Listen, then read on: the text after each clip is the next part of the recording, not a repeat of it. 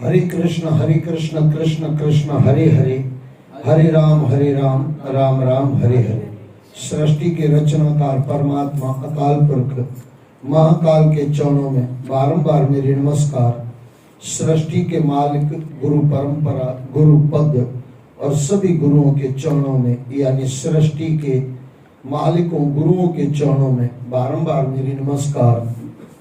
सभी के माता पिता, आप सभी के माता पिता और सृष्टि में जितने भी माँ बाप हैं, माता पिता के चरणों में बारंबार मेरी नमस्कार। और आप सभी के चरणों में बारंबार मेरी नमस्कार। और आप सभी को प्यार भरी सतनाम साखी, सतनाम साखी, सतनाम साखी। ईश्वर की और गुरुओं की परम असीम कृपा से और श्रीमद् भागवत महापुराण के पुण्य प्रताप से श्री सुखदेव जी महाराज ने हमारे पर कृपा की। परीक्षित महाराज को सुखदेव जी महाराज ने सुनाया और वो ही हमारे पास ग्रंथ है श्रीमद् भागवत महापुराण। उसके अंदर हम शुद्ध कर रहे हैं खुद को। आइए फिर से वही प्रार्थना करें, हम जीवन में सफल हैं, जीवन को सफल करें।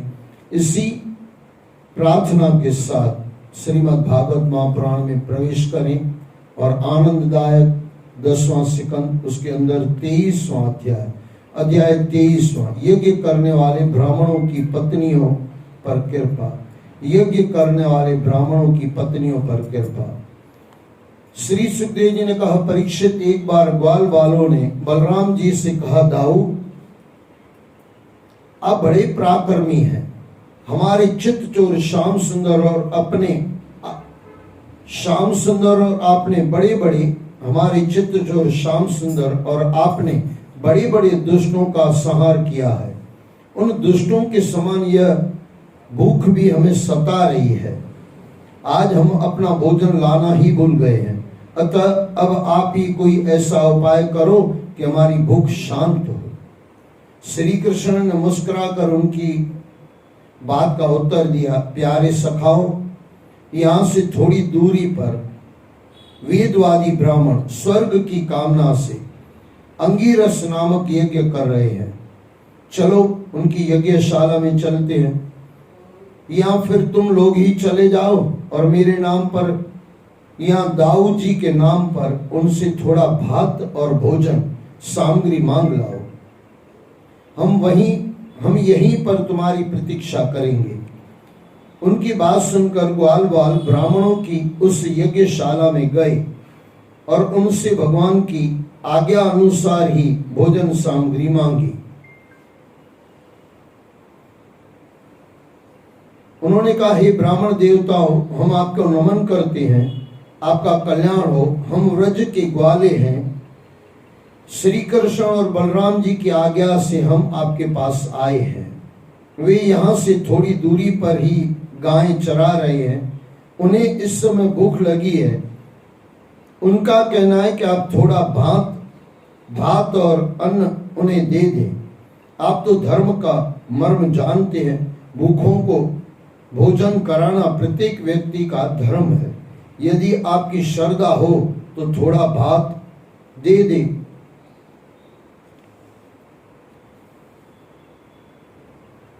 परीक्षित, ग्वाल बालों के इस प्रकार कहने के उपरांत भी उन ब्राह्मणों ने उनकी बातों पर कोई ध्यान नहीं दिया। वे ब्राह्मण वैसे तो अपने ज्ञानी होने का दिखावा कर रहे थे, किंतु ज्ञान से पूरी तरह शून्य थे। ज्ञान दिखाना और ज्ञान होना दोनों में बहुत अंतर है। अच्छा, ज्ञान एक तीसरी भी चीज है। ज्ञान की जानकारी है, लेकिन जाना थोड़ी है। ये भी थोड़ा समझना। जानकारी होना और जान लेना बहुत अलग बात है। जानकारी तो आप ग्रंथ पढ़ लो, ऐसे परमात्मा मिलेंगे, ऐसे करेंगे, लेकिन ऐसे करोगे तो न। जैसे दिए का नाम लेने से दिया जलने वाला नहीं है, उसको जलाना पड़ेगा। इसी तरह बातें सुन के जीवन में उतारनी पड़ेगी। मैं कई बार कहता हूं और संतों महात्माओं से मैंने सुना है, आप भगवान को जानते हो, मानते कहां हो? अच्छा, मानने के बाद एक बार जान लो, फिर जो आप जानोगे ना वो चीज अलग हो जाएगी। जानना तो दो तरह से होता है। एक तो अमेरिका को हम भी जानते हैं, आप भी जानते हो नाम से, लेकिन एक जाके आया हो और अमेरिका में रह के आया हो, उसके और हमारे में अंतर होगा कि नहीं? जमीन आसमान का अंतर होगा। जानकारी हमारे पास भी है, जानकारी उनके पास भी है, लेकिन उनके पास जो जानकारी है जान लेने के बाद की जानकारी है, लेकिन हमारे पास हमने जान लगाई नहीं है। उन्होंने जान लगा दी, वहां गए, जान लिया, और जान लिया फिर जानेंगे, फिर मानेंगे भी। मानना बाद में आता है, पहले जानना और फिर जानने के लिए पूरा उसमें लग जाना। शुरुआत वहां से होती है कि पहले परमात्मा को जान लो, फिर उसको जानकारी में भविष्य यानी प्रयोग में उतारो। जिसे सबको पता है कि भाई इन स्विचों में से कोई ना कोई पंखे की स्विच होगी, लेकिन ये पंखा हवा कब देगा? जब आपके जाके वहां पे चालू करोगे तब देगा ना। जानकारी तो आपके पास है, वो हवा देगा। मैंने भी वहां पे 2 स्विच देखी है, यहाँ पे पंखा, लेकिन चालू नहीं किया, तब तक थोड़ी देगा हवा। यहाँ चालू करवाना पड़ेगा, यहाँ आपको करना पड़ेगा, यहाँ दूसरों से करवाना पड़ेगा। भक्ति मार्ग में खुद का खुद को करना पड़ता है। कई काम हम खुद करते हैं। सुबह जाते हैं नहाने धोने, हम खुद ही जाते हैं। शादी करने जाते हैं, हम खुद जाते हैं। 17 काम आप दुनिया से करा लो, लेकिन कुछ चीजें आप दुनिया से नहीं करा सकते हो। मैं कई बार मजाक में कहता हूँ, किसी दोस्त को मजाक में ऐसे समझे, भाई टाइम नहीं है, अपने दूसरे दोस्त को भेज दे शादी करने के लिए, तो वो लड़की लेके आएगा, उसकी पत्नी हो जाएगी, ये तो कुंवारा ही मर जाएगा। हर चीज में दूसरे से नहीं चलता है। आप बाहर से कितना भी खाना मंगा लो, दूसरे से काम करवा लो, लेकिन खाना तो आपके पेट में ही पड़ेगा।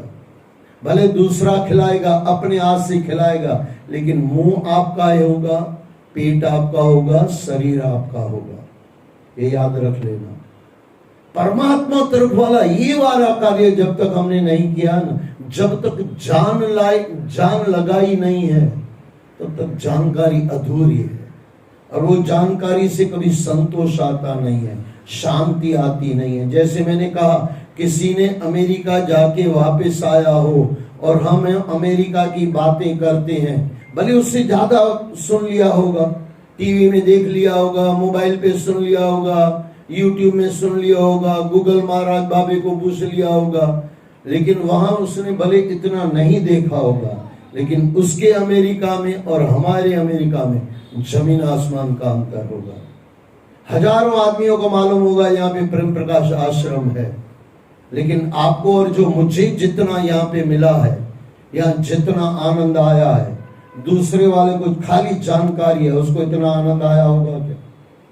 उसके लिए इतना पता है कि अशोक पान की गली में प्रेम प्रकाश आश्रम है, उसको जानकारी है। हमारे पास जानकारी भी है, लेकिन उसके बाद जान लिया है, उसके बाद की जानकारी है, और उसमें जो आनंद मिला है उसकी तो बात ही क्या कहेंगे।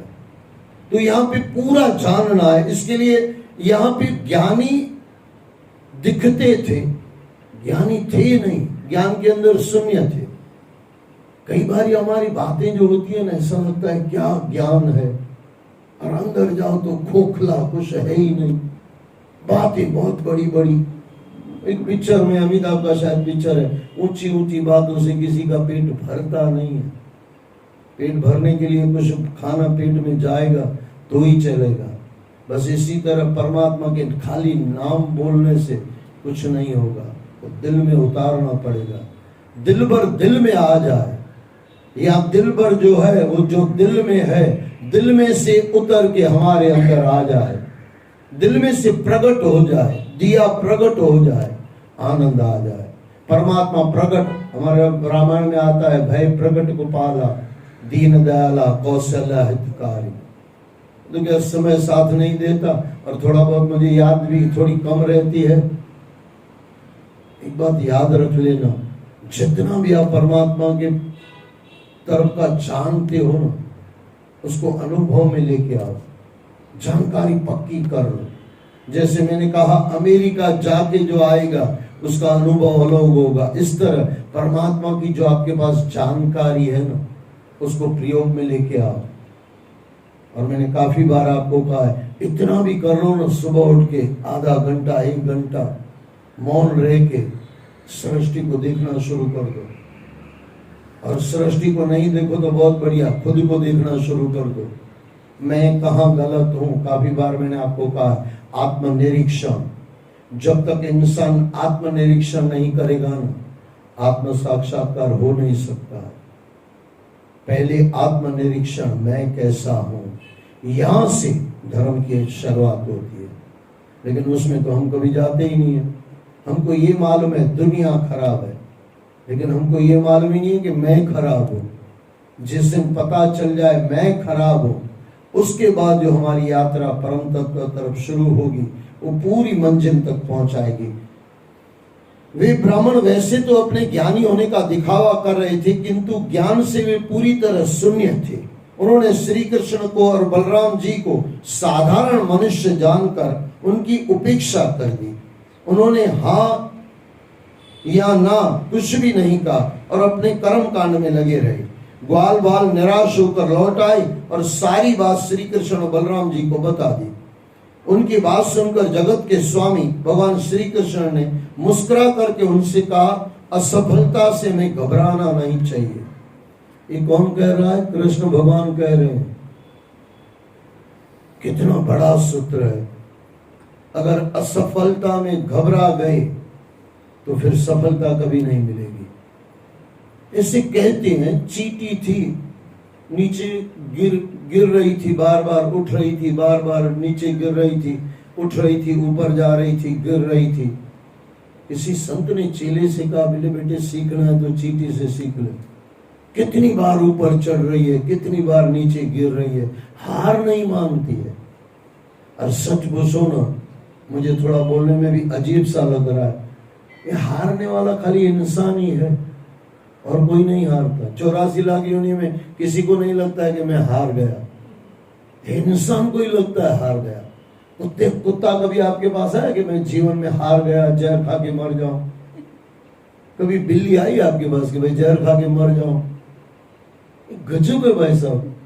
सबसे अक्ल वाला इंसान, और आत्महत्या भी वही करता। और सच बात, आपको लगेगा कुत्ता थोड़ी आएगा, लेकिन किसी कुत्ते को आत्महत्या करते देखा है आपने? कभी सुना भी है क्या?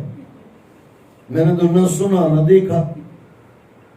और कई बार तो मुझे अपने पर समझो शर्म आती है। चींटी इतनी मजे से जीती है। काफी बार मैंने आपको कहा, मैं चींटियों का प्रिय दोस्त हूं। हाँ सही में, आप देखो तो सही, चींटियां क्या नाचती है। और जो नाचता है ना, वह परमात्मा तक पहुंचता है। रोता हुआ कभी परमात्मा तक पहुंचेगा नहीं। आप कभी चींटी की चाल देखो, देखो ऐसे लगेगा जैसे नाच रही है। सर्प भी ऐसे चलता है, लेकिन उसको देख के डर लगता है कि वो जला देगा, हमको उड़ा देगा, ऊपर पहुंचा देगा। लेकिन चींटी क्या नाच के चलती है। अच्छा, सबको साथ में लेके चलती है। हाँ, सामने का पूरी लाइन, अकेली तो कभी चींटी देखोगे ही नहीं। चींटी अकेली हो तो वो चींटी हो गई नहीं, वो डुप्लीकेट, वो चाइना की चींटी होगी। चाइना वाले माफ करे, वो केस नहीं ठोक। लेकिन क्या चींटियां हैं भाई साहब, कितने मजे से जीती है। पता नहीं कब उसका हमारा पैर उसके ऊपर पड़ जाए, कब जीवन पूरा हो जाए। लेकिन माता रानी बहुत मजे से है भाई। ये चींटियां मेरे संग, मेरे लिए तो माता रानी है भाई। सिखाती है ना जीवन का। खाने के लिए कुछ नहीं है, कब कौन मार डालेगा कोई भरोसा नहीं है। इंसान को ऐसा कुछ नहीं है, लेकिन फिर भी कितना डरा हुआ इंसान, जहर खाने वाला इंसान, दुखी इंसान। दुख है। अच्छा, कई लोग बोलते हैं बैठ बैठ के बोर हो गई। कभी और किसी को सुना कि भाई बोर हो गया हो? बिल्ली कभी ऐसे बोले भाई बैठ बैठ के थक गई हूँ, बोर हो गई। कहाँ गई? बोले दूसरी बिल्ली से मिल के आ जाओ। ये बोर भी इंसान होता है। बोर खाने के लिए भी बोलते हैं, फिर भी बोर होता है। बोर खाने के लिए होते हैं, बैर होते हैं। अच्छा वो बैर खा के कब बैर हो जाता है, बैर यानी दुश्मनी, पता ही नहीं चलता। बराबर वैसा बैर खाते खाते लोगों से बैर हो जाते हैं। अच्छा बैर नहीं खाते हैं तो भी दो लोगों से बैर हो जाते हैं। इंसान को क्या कहें भाई साहब। हमारे रमेश भाई वो ये ओशो रेड्डी से मस्त कहते थे, बोले आप लोग बोलते हो कि मनुष्य जन्म सबसे बढ़िया, कभी कुत्तों को जाके पूछो ना कि भाई मनुष्य जन्म बढ़िया है क्या? खुद का सिक्का खुद को क्यों दे रहे हो? 84 लाख योनियां मिलकर कहे कि मनुष्य जन्म दुर्लभ तो मान लो। अच्छा जिन ग्रंथों में लिखा है मनुष्य जन्म दुर्लभ, उन्हीं ग्रंथों में लिखा है करतूत पशु की मानस जात। उन्हीं ग्रंथों में इंसान पशु भी बन जाता है, और इंसान पशु से ऊपर उठ जाए तो परमात्मा भी बन सकता है। यात्रा है, और यात्रा का पड़ाव यानी मनुष्य जन्म 84 लाख योनियों से ऊपर आ गए और परमात्मा से नीचे है। ये थोड़ा समझना। तो ये जो चढ़ाई है ना, ऊपर चढ़ना है। अच्छा गिरने का इतना ही डर है, नहीं चढ़े तो गिरना ही है। ऐसे समझ लो ना कि 84 दाके हो, 84 लाख दाके, पायदान हो, सीढ़ियां हो, और ऊपर जितना आप ऊपर चढ़ जाओगे, अब आपको ऊपर चढ़ना है तो आपको डर लगेगा कि नहीं डर लगेगा? गिरने का डर लगेगा ना नीचे। अब चींटी को कहां डर है? वो तो कहीं उसको 84 लाख योनियां है ही नहीं, वो उसी में घूम रही है, मौत से घूम रही है। लेकिन परमात्मा नहीं पा रही है, बस उसमें वो एक खामी है, उसमें एक ये है, उसको पता ही नहीं है परमात्मा क्या है, मुझे बनाने वाला कौन है, पता ही नहीं है। अगर परमात्मा तरफ चल पड़ो तो मनुष्य जन्म 84 लाख योनियों से सबसे बढ़िया है।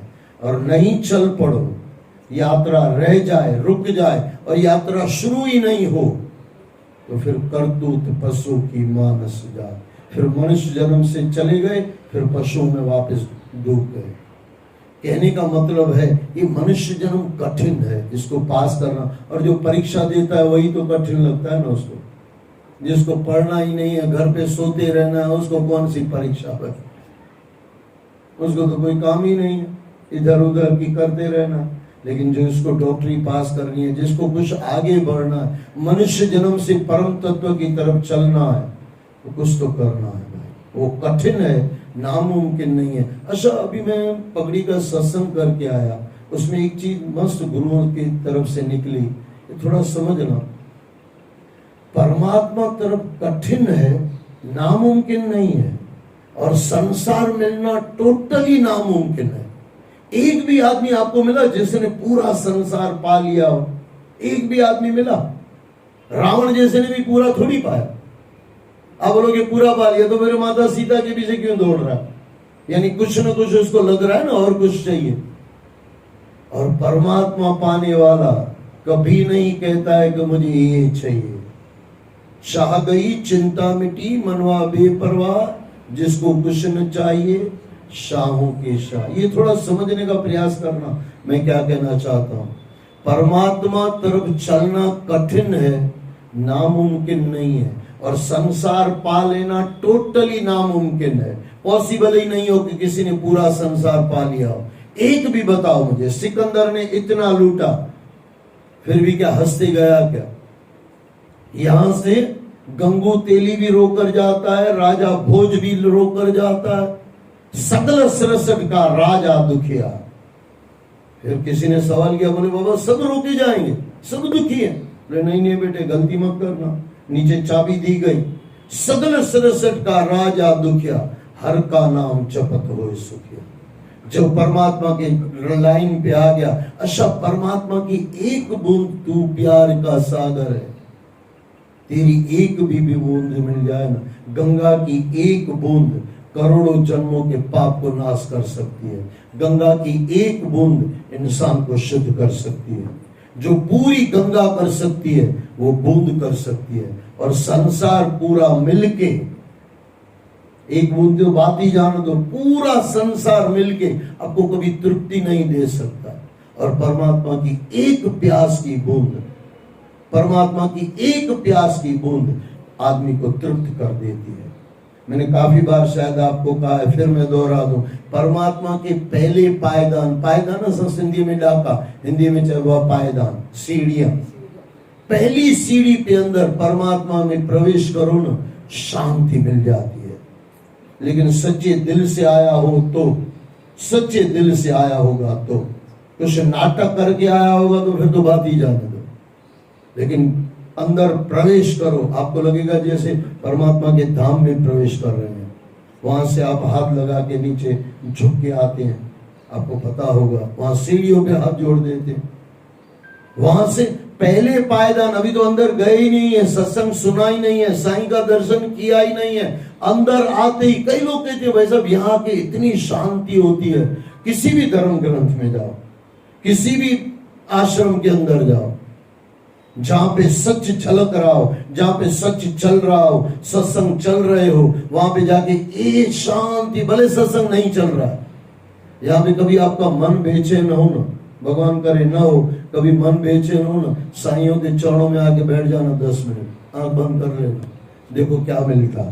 वो तो जो बैठा होगा ना उसको पता होगा। नादान की दोस्ती, जी का जंजाल, मूर्खों के सामने क्या बोले भाई साहब। हमारे कबीर साहब कहते हैं, बोले अंधों के मुल्क में चश्मा बेचने निकले, परमात्मा का चश्मा लेके निकले हैं, सब अंधे ही हैं। बार बार कबीर साहब दोहराते थे। कहने का मतलब समझना, अगर परमात्मा को जानना हो, मानना हो और जीवन में उतारना हो, आके बैठ जाओ आंख बंद करके साईं के दरबार में, जो आपका गुरु हो, 10 मिनट के अंदर आपको शांति मिल जाएगी। अशांति संसार से लेके आओगे, शांति यहां मिल जाएगी। उसकी बात सुनकर जगत के स्वामी भगवान श्री कृष्ण ने मुस्कुराई। कृष्ण का, कई लोग कहते हैं भगवान श्री कृष्ण का हथियार चक्र है, अधूरा सत्य। भगवान श्री कृष्ण का एक चक्र जो हथियार है ना, मुस्कुराहट। भक्तों को भी अपनी तरफ खींच लेते हैं और दुश्मनों को मुस्कुराहट से मार भी डालते हैं। ये दोनों बातें हैं भगवान की। और जब तक भगवान ब्रिज में थे ना, कोई हथियार नहीं लिया। आप कभी उठा के देख लेना, कुछ नहीं लिया। वो तो वहां जब कंसी के वहां जाएंगे तब सब लेंगे। भगवान ने कभी नहीं लिया। माता बराबर ना, माताएं पढ़ी है, उन्होंने पढ़ा होगा आपने, कभी नहीं लिया। भगवान ने कोई हथियार नहीं लिया। उनके 2 ही हथियार, एक मुस्कुराहट, भगत को खींच के लेके आते हैं। कितना भी दूर भगत बैठा है, कृष्ण की मुस्कुराहट, मोहन जो मोह के लेके आता है, कृष्ण जो आकर्षण करके लेके आता है, अपनी तरफ खींच लेता है। और ऐसा चकमक है कृष्ण का, क्या कहे भाई साहब। लोहा कितना भी चाहे मैं चकमक से दूर हो जाऊं, एक बार अपने कृष्ण से मिल जाए, फिर वो चकमक पकड़ के बैठ जाता है और कृष्ण से दूर होना तो नहीं चाहता। बस एक बार भगवान से प्रेम हो जाए, अंदर से लिव लग जाए, अंदर से वो तलब वहां पे परमात्मा के लिए हो जाए। उनकी बात सुनकर जगत के स्वामी भगवान श्री कृष्ण ने मुस्कुराकर उनसे कहा, असफलता में तुम्हें घबराना नहीं चाहिए। संसार में ऐसी असफलताएं तो जीवन में बार बार आती है, इनसे हताश या निराश नहीं होना चाहिए। बार बार प्रयत्न करने पर सफलता मिल ही जाती है। इस बार तुम लोग उन ब्राह्मणों की पत्नियों के पास जाओ और भोजन मांग कर लाओ। श्री कृष्ण के ऐसा कहने पर वे ग्वाल बाल उन ब्राह्मणों की पत्नियों के पास पहुंचे और उन्हें श्री कृष्ण का संदेश देकर उनसे भोजन मांगा। भगवान श्री कृष्ण की लीलाओं के विषय में उन्होंने सुन रखा था। वे अब देखो सुन रखा था, जानकारी थी। अब ये माताएं अनुभव ले लेगी, फिर जान लेगी, फिर वो परमात्मा मिल जाएगा। जानकारी है, जानकारी सबके पास है, ग्रंथों की जानकारी संतों के पास से सुन लिया, ये जानकारी है, ये जानकारी है। अब इसको जानकारी को जान लगा के उस तरफ चल रही है, जान लेगी, जानकारी में से जान लेगी और परमात्मा को पा लेगी। वे तत्काल उत्साहित होकर तरह तरह की भोजन सामग्री सजाकर उनके साथ चल पड़ी। उनके पति और पुत्र उन्हें रोकते रह गए, परंतु उन्होंने उनकी एक नहीं सुनी।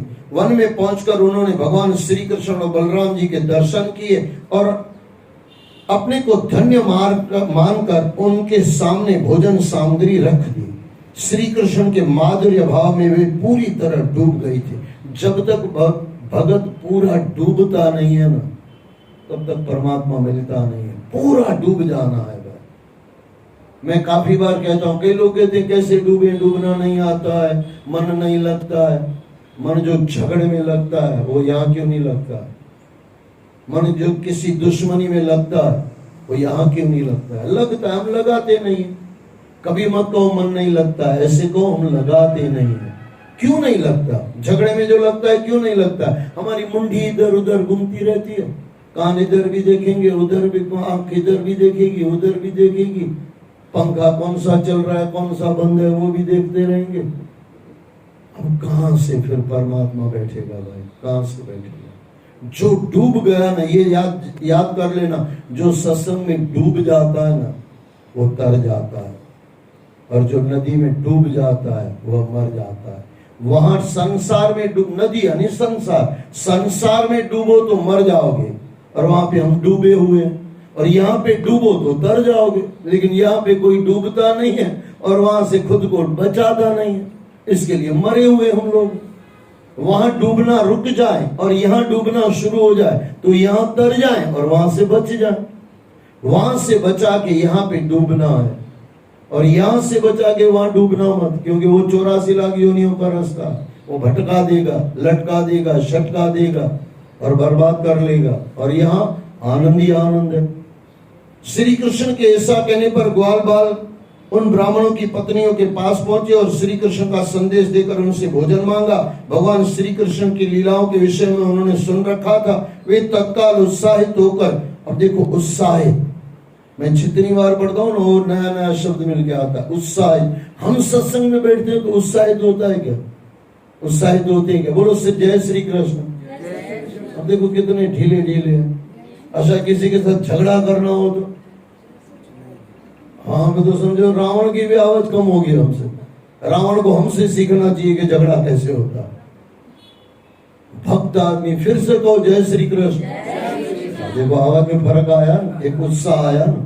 जब तक उत्साह नहीं आओ ना, वो रसो वही सा, उसका रस पीना है ना तो पूरा खुद को डुबाना पड़ता है। और जिसने खुद को डुबो दिया वो पूरा पा गया, और जिसने नहीं डुबोया वो मर गया। इतना ही है। वे तत्काल उत्साहित होकर तरह तरह की भोजन सामग्री सजाकर उनके साथ चल पड़ी। उनके पति और पुत्र उन्हें रोकते रह गए, परंतु उन्होंने एक नहीं सुनी। वन में पहुंचकर उन्होंने भगवान श्री कृष्ण और बलराम जी के दर्शन किए और अपने को धन्य मानकर उनके सामने भोजन सामग्री रख दी। श्री कृष्ण के माधुर्य भाव में वे पूरी तरह डूब गई। यहाँ पे हम थे। परीक्षित, भगवान तो सबके हृदय की बात जानते हैं। ब्राह्मण पत्नियों के प्रेम को देखकर उन्हें अपार आनंद हुआ। उन्होंने बड़े प्रेम से उनका स्वागत किया और उनसे भोजन सामग्री लेकर उनसे वापस लौट जाने के लिए कहा। इस पर ब्राह्मण पत्नियों ने उनसे कहा, हे प्रिय श्याम सुंदर, आपकी यह बात निष्ठता पूर्ण है। श्रुतियां कहती है कि जो एक बार भगवान के पास पहुंच जाता है उसे फिर इस भव सागर में लौटना नहीं पड़ता। हम अपने सभी सगे संबंधियों की उपेक्षा करके आपके पास आ गई हैं ताकि आपके चरणों में पड़ी तुलसी की माला को हम अपने केशों में धारण करें। हे स्वामी, अब वापस लौटने पर वे भला हमें क्यों स्वीकार करेंगे? हमें तो अब अपने ही चरणों में स्थान दीजिए। श्री कृष्ण ने उनसे कहा, देवियों, तुम्हारे पति पुत्र और भाई बंधु कोई भी तुम्हारा तिरस्कार नहीं करेंगे। तुम निसंकोच होकर जाओ। उन्हें ही पश्चाताप होगा कि वे क्यों नहीं तुम्हारे साथ आए। प्रेमा भक्ति के मार्ग में व्यवधान करने वाले स्वयं ही पछताते हैं। एक बार परमात्मा मिल जाए ना, इस संसार जो आपको नहीं अच्छा लगता है ना, मस्त अच्छा लगेगा। जिसको आप अच्छे नहीं लगते हो ना, उसको भी आप अच्छे लगने लगोगे। लेकिन एक बार परमात्मा, अब से यहाँ पे एक मस्त है, वैसे परमात्मा से हम आनंद लेके आते हैं, परमात्मा से ही आनंद मिलता है। काफी बार मैंने आपको कहा। लेकिन यहाँ पे ये ब्राह्मणियां आई, लेकिन वहां पे कृष्ण को आनंद आया। भक्त भी कभी भगवान से मिलने आता है ना, भक्त को भी आनंद आता है। ये भोला भटका जीव भटक गया था, मेरी शरण में आ गया, भगवान सोचता है, भगवान को भी आनंद आता है। और जो ब्राह्मणियां भगवान को आनंद देगी, क्या भगवान उनको वापस भगवान नहीं देगा? रिटर्न गिफ्ट नहीं देगा? रिटर्न गिफ्ट खाली हमको ही अक्ल है कि भगवान को भी अक्ल है कि रिटर्न गिफ्ट देनी है? अक्ल वहीं से तो चलती है। बात बरोबर समझना। एक बार भगवान मिल जाए ना, फिर ये जो शुल्क संसार है ना, वो भी मीठा लगता है। अब तक हम जितने भी संसार में कर्म किए, सब ना समझी में किए, लेकिन एक बार परम तत्व से प्यार हो जाए, उसको समझ ले, उसको जान ले, उस तरफ चल पड़े, संसार मीठा लगता है। फिर तो तीखे पकौड़े भी मीठे लगे, कोई दिक्कत नहीं, फिर तो पकौड़े भी हैरान नहीं करेंगे। लेकिन जब तक परमात्मा तरफ नहीं चले हैं, तो तीखे पकौड़ों की वजह से मीठा राम भी फीका लगता, ये दिक्कतें होती है। परीक्षित, भगवान श्री कृष्ण के ऐसा कहने पर वे सभी ब्राह्मण पत्नियां यज्ञशाला में लौट गई। उन ब्राह्मणों ने अपनी स्त्रियों में कोई दोष नहीं देखा। उनके साथ मिलकर सभी ने अपना यज्ञ पूरा किया। उधर भगवान श्री कृष्ण ने बड़े प्रेम से ग्वाल बालों को भोजन कराया और सबके बाद में स्वयं भी खाया। इस प्रकार भगवान श्री कृष्ण ने मनुष्य की सी लीला करके सभी ग्वाल बालों को आनंदित किया।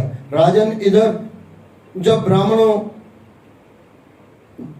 ब्राह्मणों को यह मालूम हुआ कि श्री कृष्ण तो स्वयं भगवान है, तब उन्हें अपना पछतावा हुआ। उन्हें लगा कि उन्होंने उनकी बात न मानकर बड़ा भारी अपराध किया है। उन्होंने अपनी पत्नियों के हृदय में भगवान का अलौकिक प्रेम देखा, तो उन्हें लगा कि वे बिल्कुल रीते हैं, यानी खाली है, हम खाली हैं। और हमारी जो पत्नियां हैं, उनको लगा जो हमारे पत्नियां हैं, यानी अपनी अपनी पत्नियों को उन्होंने देखा, तो उनको अपनी पत्नी को देखा तो उनको लगा कि ये तो कुछ पा के आ गई, हम तो रीते रह गए, हम तो खाली रह गए। परमात्मा का जिसने पाया है ना, परमात्मा को आपके बगल में आएगा ना, आपको लगेगा कुछ अलग है, हमसे तो अलग है, और पहचान लेना उनको। और नहीं पहचाना तो हमारे गुजराती में कहावत है, खाटली मोटी खोट, ये गलती मत करना। कोई परम तत्व वाला प्यारा मिल जाए, उसको पहचान लेना, उसको छोड़ना मत। एक बार जीवन में आ जाए, आनंद ही आनंद आ जाता है। उन्हें अपने कुल और गोत्र पर गहरा आत्म पश्चाताप हुआ। उनके हृदय में श्री कृष्ण के दर्शनों की इच्छा जागृत उठी, परंतु कंस के भय से वे उन्हें देखने नहीं जा सके। वास्तव में भगवान का सानिध्य स्वयं भगवान की इच्छा के बिना नहीं होता है। अध्याय 24वां, श्री कृष्ण द्वारा इंद्र यज्ञ का विरोध। श्री सुखदेव जी ने कहा, परीक्षित, भगवान श्री कृष्ण और बलराम जी व्रज में रहते हुए अनेक प्रकार की लीलाएं किया करते थे। एक दिन उन्होंने देखा कि वहां के सभी गोप इंद्र यज्ञ की तैयारी कर रहे हैं। उन्होंने नंद बाबा से पूछा, बाबा, ये कौन सा उत्सव है जिसकी तैयारियां की जा रही है? इसका फल क्या है? किस उद्देश्य से यज्ञ किया जाता है? नंद बाबा ने कहा, पुत्र, भगवान इंद्र वर्षा के देवता हैं। वे ही मेघ उत्पन्न करके वर्षा करते हैं। वे समस्त प्राणियों और इस धरती को तृप्त करने वाला जीवन रस बहाते हैं। हम सभी गोप उन इंद्र भगवान की पूजा करते हैं। उस यज्ञ में जो सामग्री, अब यहाँ पे संत महात्मा कहते हैं, श्री कृष्ण सोच रहे थे मैं भगवान, ये दूसरा भगवान कहाँ से आ गया? मैं खुद यहाँ पे बैठा हुआ हूँ और ये ग्वाल वाल और ये जितने भी हैं ब्रज वाले सब बोलते दूसरा भगवान। भगवान ने सोचा दूसरा भगवान थोड़ा लेके आओ तो देखे तो सही, हमारे सामने कौन सा दूसरा भगवान है? राम होता तो शायद चुपचाप बैठ जाता है, ये तो भाई कृष्ण है। यज्ञ जब पल पल में कृष्ण ने 17 बार 17 जगह दिखा। ये तो मैं कम बार बोल रहा हूँ, बार बार कृष्ण ने कहा पहचान लो मैं भगवान हूँ। अर्जुन को कितनी बार कहा, 10वां 11वां अध्याय पढ़ना, बार बार कहा। और कई लोग कहते हैं भगवान ने क्यों ऐसा कहा? मैं बोला भाई हमारे जैसे गधे नहीं मानते हैं ना, तो कृष्ण लात मार के बोलते, बोले देख ले बेटे मैं तेरा बाप हूँ। लातों के भूत भातों से नहीं मानते। और यही काम भगवान कृष्ण ने जब वो दुर्योधन जेल में डाल रहा था, तब वहां पे विराट स्वरूप दिखा दिया। बोले देख ले तेरे बाप का बाप हूं मैं, डाल के दिखा जेल में। कहने का मतलब समझना, परमात्मा को जब हम नहीं समझते हैं ना, फिर परमात्मा कुछ चमत्कार करके दिखा देता है। बोले देख ले बेटे और फिर भी कुछ समझ में ना आए, सब नाटक छोड़ के मेरी शरण में आ जा और तेरा उद्धार कर दूंगा। ये परमात्मा की कितनी बड़ी कृपा है भाई। इंसान समझ जाए तो आनंद आ जाए। इस यज्ञ में जो सामग्री उपयोग में लाई जाती है वह भी उनके द्वारा बरसाए हुए जल से उत्पन्न होती है। मनुष्यों को खेती के लिए जल देने वाला देवता भी इंद्र है। यह यज्ञ हमारी कुल परंपरा का एक अंग है। जो लोग परंपरा से चले आ रहे हैं अपने धर्म को छोड़ देते हैं, उन्हें भारी पाप लगता है, उनका कभी कल्याण नहीं होता। परीक्षित अभी नंद बाबा भगवान को बता रहे हैं किस में पाप लगता है। भगवान भी अंदर हंसते होंगे, अरे भाई पाप पुण्य बनाया ही मैं और तू मुझे ही बता रहा है पाप पुण्य। लेकिन ये कृष्ण भगवान भाई मर्यादा भी है इनके पास, तो वो उनको कह नहीं रहे हैं कि पाप पुण्य मैंने ही बनाया, तू मुझे क्या बता रहा है भाई, सब नियम मैंने ही निकाले हैं, तू मुझे ही नियम बता रहा है। ऐसे ही कई बार बच्चे गुरुओं को बताने लगते हैं, बाबा ऐसा नहीं, ऐसा नहीं, ऐसा। अरे वो बाबा है भाई, वो ऐसे ही बाबा बन गया क्या, ऐसे ही गुरु बन गया क्या? लेकिन पता नहीं हम लोग किसको सिखाने लगते हैं। हमारे अनंत साहब के अंदर आता है सहज बन के, यानी मुझे कुछ नहीं आता है, बस नॉर्मल बन के इंसान बैठ जाए, एक ही बार में सब पा लेता है। लेकिन बीच में हमारा सिखाया हुआ दूसरा आ जाता है। आपका बच्चा स्कूल जाता है, नर्सरी केजी से सीख लिया ए फॉर एप्पल, अगर ये पकड़ के बैठ जाए, दूसरे दर्जे में जाए, पहले में जाए और वो टीचर बोले ए फॉर अनिल, ये पकड़ के बैठ जाए, नहीं नहीं नहीं नहीं टीचर आपको पता नहीं है ए फॉर एप्पल, ये कभी आगे बढ़ पाएगा क्या? ये बड़ी होती जाती है ना भाई साहब। बस इसी तरह जो सुनने बैठा है उसको ऐसा लगे कि मुझे कुछ नहीं आता है, और सुनाने वाला परमात्मा के चरणों में बैठ के सुनाता जाए, तो सुनाने वाले का भी उद्धार हो जाए और सुनने वाले का भी उद्धार हो जाए। लेकिन यहाँ अभिमान आ जाता है और वहां भी अभिमान आ जाता है। सुनाने वाले को लगता है मैं इतनों को सुनाता हूँ। बाबा तुलसीदास ने मस्त कहा है, बोले मैं रामायण अपने मन को सुधारने के लिए कह रहा हूँ, दूसरे को सुधारने के लिए नहीं कह रहा हूँ, क्योंकि रामायण 7 कोटि अपार, 7 करोड़ रामायण है। किसी ने बाबा से पूछा, बोले बाबा 7 करोड़ रामायण लिखी गई और उसमें आपने फिर एक और जोड़ दी। बोले बेटे दुनिया के लिए थोड़ी जोड़ी है, मैं बिगड़ न जाऊं इसके लिए मैंने बनाई है। ये अगर हो जाए, यहाँ वाले को लगे खुद के लिए आ रहा है और उनको आपको लगे कि परमात्मा की तरफ से दिया जा रहा है, दोनों का बेड़ा पार हो जाए। यहाँ कुछ नहीं आता है और यहाँ जो भी आ रहा है ऊपर से आ रहा है, ये समझ के सीखा जाए, दोनों का बेड़ा पार हो जाए।